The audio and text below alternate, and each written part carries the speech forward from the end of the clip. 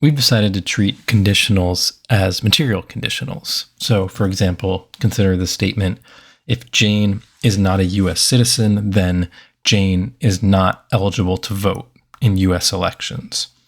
We've decided to see that statement as asserting the material conditional, which has Jane is not a U.S. citizen as its antecedent, and which has Jane is not eligible to vote in U.S. elections as its consequent.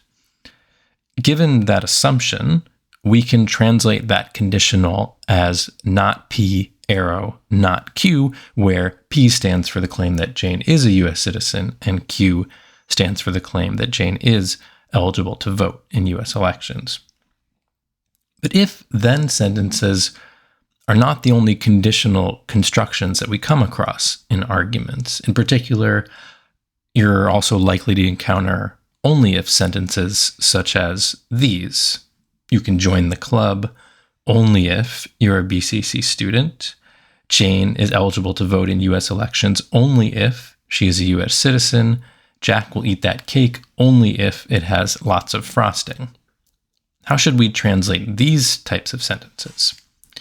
Well, that, of course, depends on what these sentences are saying, and you sometimes find people hearing them in two different ways.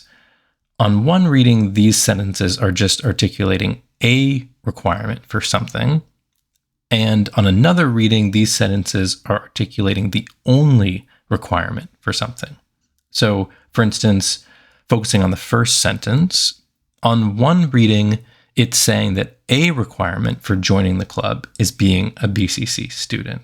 So on this first reading, the sentence doesn't rule out the possibility that there are other requirements beyond being a BCC student that also have to be satisfied before a person can join the club. It's just saying, here is a requirement, there might be more. On another reading, the sentence is saying that the only requirement for joining the club is being a BCC student. So it's saying that you have to be a BCC student to join the club, but it's also saying that once you clear that bar, you're free to join. There are no other requirements beyond that one. Now, while people are sometimes tempted to hear only if sentences in this second way, as articulating the only requirement for something, it really is just a mistake to interpret them in that way. It's sort of an understandable mistake for reasons that I'll get into in just a bit, but it is a mistake. All that only if sentences are doing is giving a requirement for something. There are a lot of ways to see that. For a start, consider the second example sentence. Jane is eligible to vote in U.S. elections only if she's a U.S. citizen. What's your gut reaction to that claim? Is it true or false? It's true, right? But it wouldn't be true if it were saying that being a U.S. citizen is the only requirement for being eligible to vote in U.S. elections, because there are other requirements beyond that one. For example, there's an age requirement. You have to be at least 18. So this sentence is just saying that a requirement for being eligible to vote is being a citizen. Or take the last example sentence. Jack will eat that cake only if it has lots of frosting. Suppose that you've been tasked with taking care of toddler Jack for the weekend. To get him on your good side, you've bought a cake for dessert. His mom sees the cake box on the kitchen counter and says, Jack will eat that cake only if it has lots of frosting. And then she adds, also, Jack will eat that cake only if it has sprinkles on top. Well, those are two completely compatible warnings that the mom has given you, right? Both could be true.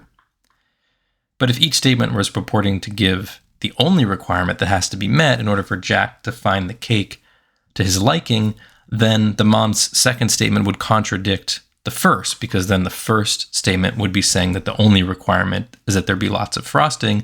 Then the second statement would be saying that the only requirement is that there be sprinkles, which can't both be true.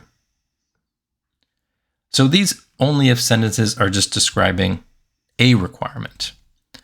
The temptation to hear these statements as giving the only requirement for something comes from the fact that it would sometimes be misleading to make these remarks when there are other requirements beyond the one mentioned, even though it wouldn't, strictly speaking, be false. For example, Suppose you're interested in joining a particular club at BCC and you ask someone who's tabling for that club what the requirements are for joining. You ask, do I have to be enrolled in a certain number of units? Is it okay if I'm an international student? The person responds, you can join the club only if you're a BCC student, and leaves it at that. You'll naturally assume that the person is trying to be helpful and that they're not deliberately withholding relevant information from you. So you'll assume that they're telling you all the requirements for joining the club. So if there are other requirements for joining the club beyond being a BCC student, then their response is very misleading since they're giving you the impression that that's the only requirement. But you're getting that impression not just from what they literally said to you, but from the overall context of the situation. Your assumption that they want to be helpful and cooperative is doing some work here. Strictly speaking, all they've said is that you have to be a BCC student to join the club. If there are other requirements beyond that, that wouldn't make what they said false. It would just make it a highly misleading thing to say in that situation. Now, given that only if sentences are merely stating a requirement for something, how should we translate them? Well, let's take the first of our example sentences. You can join the club only if you are a BCC student. Let's suppose P stands for the claim that you can join the club, and that Q stands for the claim that you are a BCC student. What then is a correct translation? Well, the sentence is saying simply that you have to be a BCC student to join the club. So what it's saying is that if you're not a BCC student, then you can't join the club, which we're deciding to translate as not Q, arrow, not P. But note that not Q, arrow, not P is equivalent to P, arrow, Q, which you can see by this truth table.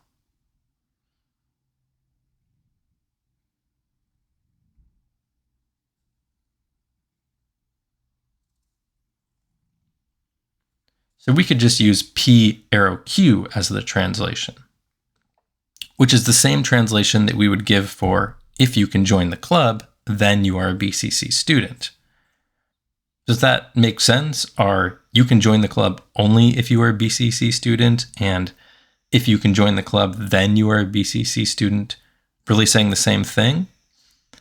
Actually, when you think about it, they do seem to be saying the same thing.